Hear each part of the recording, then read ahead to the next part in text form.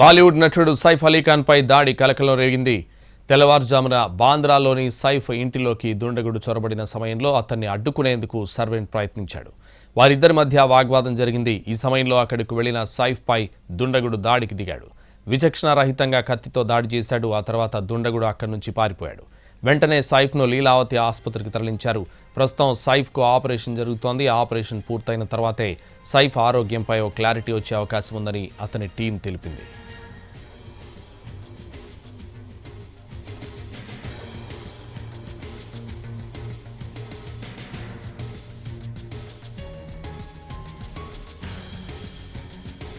దుండగుడి దాడిలో 6 చోట్ల సైఫ్కు తీవ్ర గాయాలయ్యాయి. అందులో 2 చోట్ల గాయం లోతుగా ఉన్నట్లు తెలుస్తోంది. వెన్నెముక పక్కన గాయమైనట్లు తెలుస్తోంది.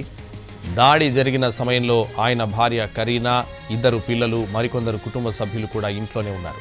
న్యూ ఇయర్ సెలబ్రేషన్స్కు స్విట్జర్లాండ్ వెళ్లిన సైఫ్ ఫ్యామిలీ గత వారమే ముంబై వచ్చింది.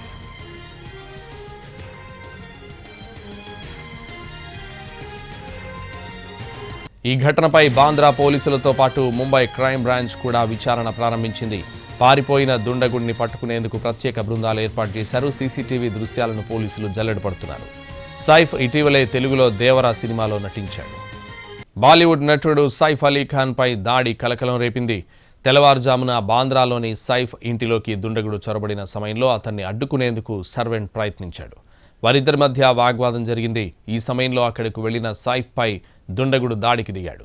విచక్షణారహితంగా కత్తితో దాడి చేశాడు. ఆ తర్వాత దుండగుడు అక్కడి నుంచి పారిపోయాడు.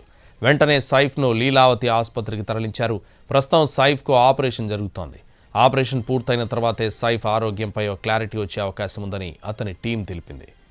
దుండగుడి దాడిలో 6 చోట్ల సైఫ్కు తీవ్ర గాయాలయ్యాయి. అందులో 2 చోట్ల గాయం లోతుగా ఉన్నట్టు తెలుస్తోంది. వెన్నెముక పక్కన గాయమైనట్టు తెలుస్తోంది. దాడి జరిగిన సమయంలో ఆయన భార్య కరీనా, 2 పిల్లలు, మరికొందరు కుటుంబ సభ్యులు కూడా ఇంట్లోనే ఉన్నారు. న్యూ ఇయర్ సెలబ్రేషన్స్కు స్విట్జర్లాండ్ వెళ్లిన సైఫ్ ఫ్యామిలీ గత వారమే ముంబై వచ్చింది. ఈ ఘటనపై బాంద్రా పోలీసులతో పాటు ముంబై క్రైమ్ బ్రాంచ్ కూడా విచారణ ప్రారంభించింది. పారిపోయిన దుండగుడిని పట్టుకునేందుకు ప్రత్యేక బృందాలు ఏర్పాటు చేశారు. సీసీటీవీ దృశ్యాలను పోలీసులు జల్లెడపడుతున్నారు.